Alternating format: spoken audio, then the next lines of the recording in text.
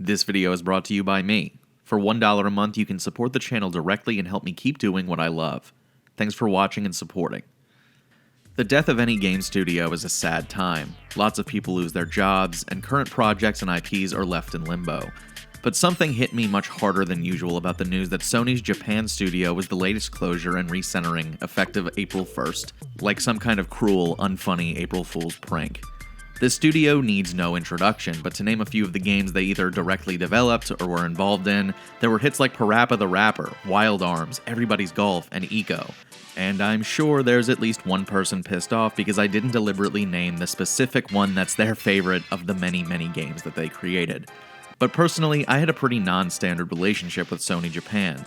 When I was in elementary school, my best friend was my PSP, if you don't count any of my real friends. But seriously, the PSP went everywhere with me. For a really long time, I was buying more PSP games than any other console game because to me, it was console gaming on the go.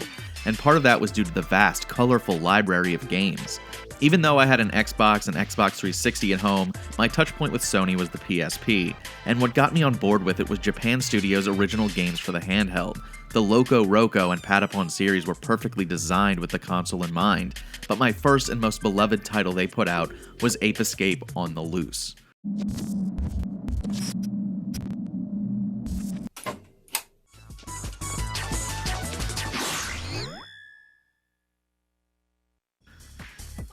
Ape Escape on the Loose was a remake of the original game from the PS1, something I didn't realize until recently.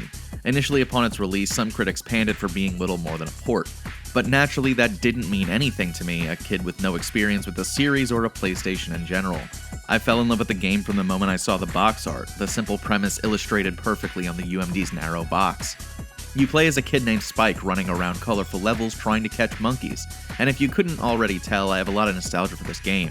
And while I normally put that aside and look at a game for what it is today, warts and all, this video is less about critiquing the game and more about celebrating the developers who really left a lasting impression on my gaming history.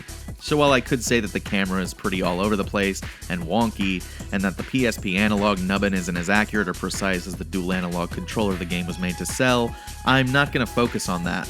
Instead, I want to dig into what really makes this game stand out to me, its personality. After escaping from an amusement park, an army of monkeys led by the white-haired monkey Spectre breaks into a laboratory, steals helmets that boost their intelligence, and travel through time to alter the course of history to rewrite it so that monkeys rule the world. Our protagonist sets off to capture the primates and restore order to the timeline. Spike, named after his own hair, uses the professor's arsenal of gadgets to capture the monkeys and send them home to the present. We'll talk about how the gadgets help Spike on his journey later. Because this game takes place at various points in time, it lends itself to having a huge variety of locales and, more importantly, tons of wacky situations for the monkeys to get themselves into. The monkeys themselves are the Ape Escape equivalent of Banjo-Kazooie's Jiggies in that they're the main collectible of the game. To get them, you have to solve puzzles or platform your way to them. And then, when you do manage to find them, they fight as hard as they can to get away from you. Some of them try to slap you, others take a more heavy-handed approach. This one has an Uzi. This one shoots rockets. This game is rated E for everyone. These monkeys alone provide a lot of the personality this game has to offer. They are my favorite part of the game. Even though their designs are pretty similar, they all have different emotions and temperaments. The fact that they have their own bios helps a lot in that aspect. And I also love how they're designed. They're simple but they're cool. Our Uzi boy looks like he stole his shades off the Squirtle Squad. In some ways, I feel like the bright designs are what helped this game stick with me all this time. I used to, poorly, draw the different monkeys in my notebook at school. Another part of this is the antics the monkeys get into. The concept of monkeys being left to do whatever they want in different time periods, bringing the downfall of humanity, is hilarious to me. Like the idea that if this ape rides a dinosaur for too long, I'll get Marty McFly out of existence makes me laugh. I also think Ape Escape made great use of the PSP screen. The bright environments make this game really pop. Each of the time periods have their own visual styles, but each level within each period also feels different from the others. You'll be exploring modern-day cities and factories to going inside of a dinosaur. and you'll be navigating and solving puzzles using those gadgets I mentioned earlier. As you progress through the game, you unlock more and more tools that help you. You get a propeller that helps you cross large gaps and reach high places, an RC car that is small enough to travel through air vents in small areas, a stun sword that helps you temporarily stun enemies before you capture them, and many others. As you unlock more levels, the complexity of traversal also increases thanks to the gadgets you unlock, making the game more and more interesting as you go. But it also opens up the ability to go back to earlier levels and catch monkeys you wouldn't be able to get to earlier. And if it sounds like the main hook of the game is traveling around trapping monkeys in a net, yeah, that's pretty much it. Ape Escape really is all about the monkeys. I really love the simplicity of this game and how fun it is to kill some time chasing down some monkeys in the Middle Ages.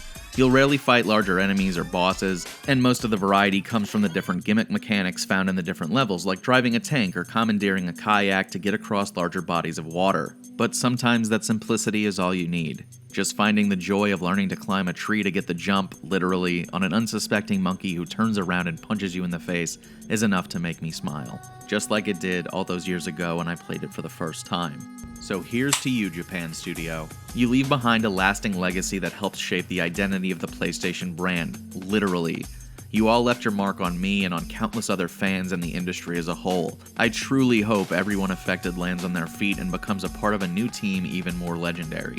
To the viewers, thank you so much for watching my video. I really appreciate you making it this far. If you liked it, please consider leaving a like on it. What was your favorite Japan Studio game? Let me know in the comments down below. If you want to see more videos by me, please consider subscribing and hit the bell to make sure you never miss an upload. Lastly, if you want to support the channel directly, you can check out the link to my Patreon in the description below.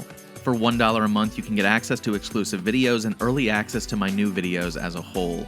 I'd like to thank my higher tier patrons, Sebastian Pereira, 8-Bit Jesus, and Andrew Lang. Thanks again, and I'll see you in the next video.